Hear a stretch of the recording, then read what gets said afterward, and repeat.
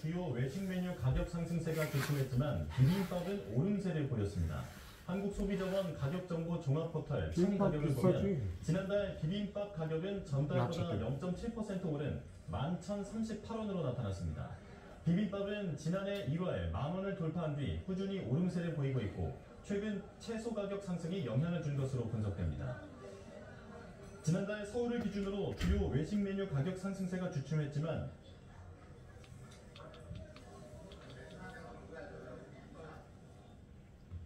올해 상반기 상용 근로자의 월 평균 임금 총액 인상률이 지난해보다 2.2% 오른 404만 6천원으로 나타났습니다. 한국경영자 총협회가 발표한 올해 상반기 임금 인상 현황 분석을 보면 상용 근로자의 월 평균 임금 총액은 지난해보다 2.2% 오른 404만 6천원이었습니다.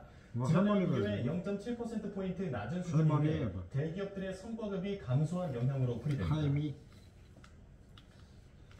복권 판매 규모가 해마다 늘어 올해 상반기에만 약 3조 6천억 원어치가 팔린 것으로 나타났습니다.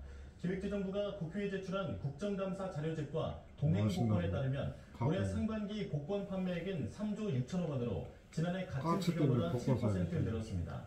상반기 판매 가운데 로또 등 온라인 복권이 2조 9,668억 원으로 82%를 차지해 가장 많았고 인쇄복권, 결합복권, 전자복권 순이었습니다. 영풍과 MBK 파트너스가 대규모 자사주 매수로 고려아연의 재무구조가 악화할 거라고 주장하자 고려아연이 반박 입장문을 내는 등 양측 간의 장외 여론전이 이어지고 있습니다. 고려아연은 경영진 입장문을 내고 주당 89만원으로 지분 20%에 해당하는 주식을 매수해도 부채 비율은 100% 미만을 유지할 것이라고 밝혔습니다. 이어 고려아연의 재무 건전성은 은행 등 금융기관들이 이미 심사했고 지분 20%를 전량 매수한 뒤 소각해도 부채 비율은 78%, 연결 기준 91%라고 덧붙였습니다. 앞서 영풍과 MBK는 고려아연이 자사주 공개 매수 부담으로 2030년이면 부채 비율이 245%까지 오를 수 있다고 주장했습니다. 경기 불황으로 소비 심리가 위축된 요즘 식품업체들이 과거의 향수를 끌어내는 이른바 레트로 마케팅을 적극적으로 활용하고 있습니다. 처음 출시됐을 때의 포장을 그대로 구현한 한정판 제품들이 소비자들의 눈길을 끌고 있습니다. 황보혜경 기자입니다. 1974년 첫 선을 보인 뒤 오랜 기간 인기를 끈 초코파입니다. 지금과 달리 포장지가 투명합니다. 이 업체는 출시 50주년을 맞아 투명 포장 초코파이를 다시 내놓았습니다. 과자를 본 70대 소비자는 눈시울이 붉어지며 옛 추억을 떠올립니다. 맞다. 그 올라갔을 때 투명 하얀 봉지. 그래가지고 나 프라이 공부했거든. 예전에 그때 이걸 좀 나눠줬다. 부평 있을 때 우리들 간식으로 먹으라고.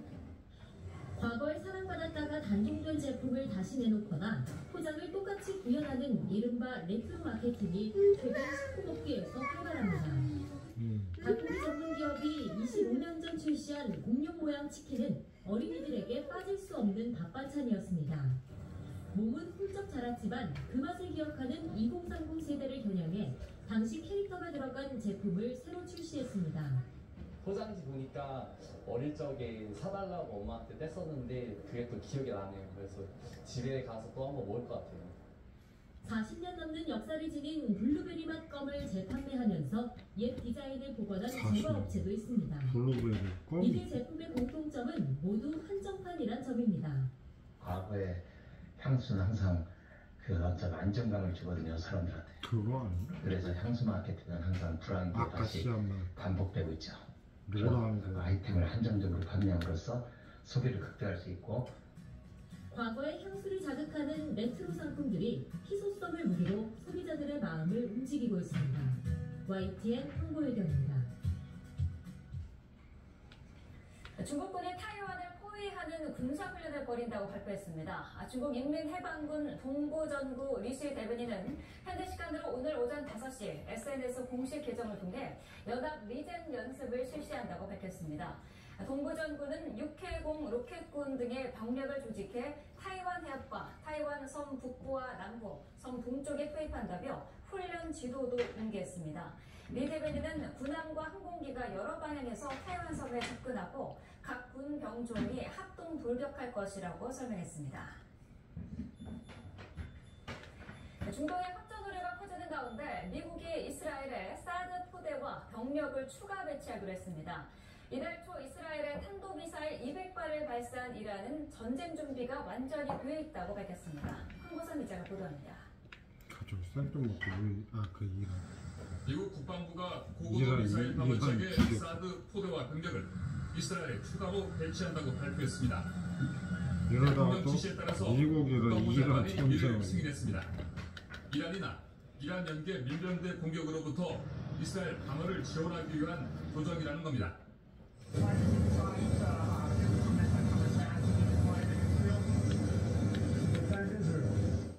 아바스 아라치 이란 외무장관은 이런 결정이 미군 장병의 생명을 위험에 빠뜨리고 있다고 경고했습니다.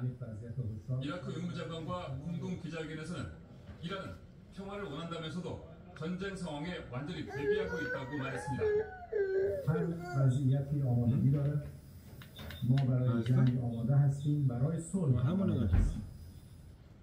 이라크는 이스라엘 미사일이나 전투기가 이라크 영공을 지나는 걸 용납할 수 없다고 강조했습니다.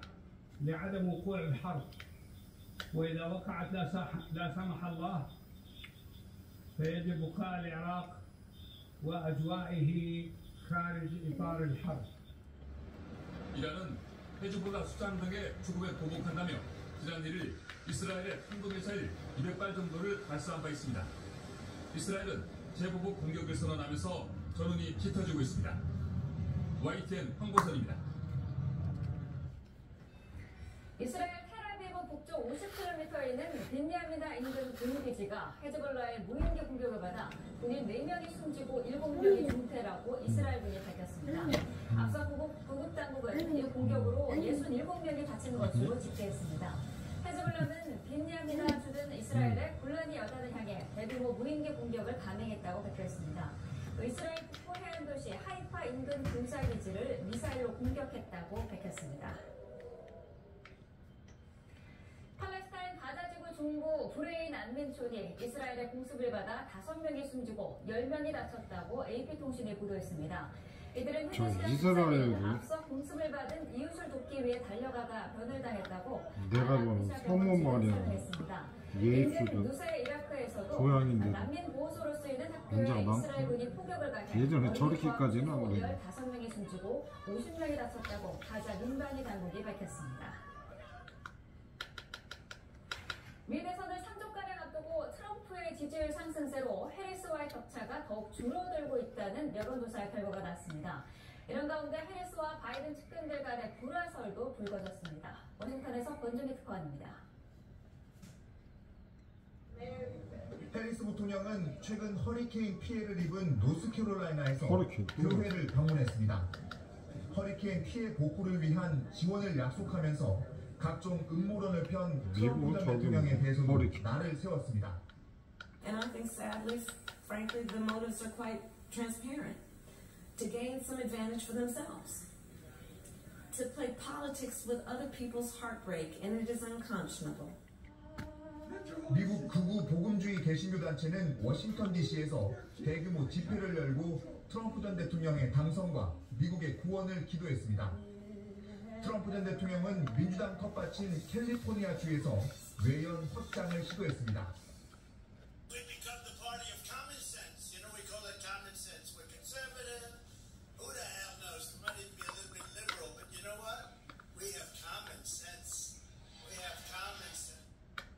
해리스와 트럼프의 전국 지지율은 2%포인트 차이로 여전히 박빙인 것으로 나타났습니다. 지난달 TV토론 직후에 비해 격차가 줄어들며 결과 예측을 더욱 어렵게 만들었습니다.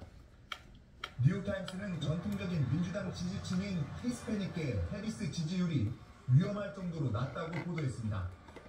오바마 때 70%에 달한 지지율이 지금은 56%로 떨어졌다는 겁니다. 반면 트럼프는 강경한 불법 이민 메시지에도 히스패닉계 지지율이 2016년 28%에서 최근 37%로 오른 것으로 집계됐습니다. 이런 가운데 바이든과 해리스 측근들 간의 불협화음이 심화하고 있다는 언론 보도도 나왔습니다. 바이든 측은 재선 포기를 여전히 아쉬워하고 해리스 측은 대화권의 미지근한 협조가 서운하다며 대선을 코앞에 두고 양측 간 긴장이 고조되고 있다고 악시오스는 전했습니다. 워싱턴에서 YTN 권중입니다. 실탄이 장전된 총을 갖고 도널드 트럼프 전 대통령의 유세장으로 향하던 남성이 검문소에서 체포됐습니다. 캘리포니아주 리버사우드사이드 카운티 보안관실은 장전된 총기와 대용량 탄창을 소지한 혐의로 라스베이거스 출신 49살의 남성을 체포했다고 밝혔습니다. 트럼프 전 대통령이나 유세 참석자의 안전에는 아무 이상이 없다고 보안관실은 덧붙였습니다.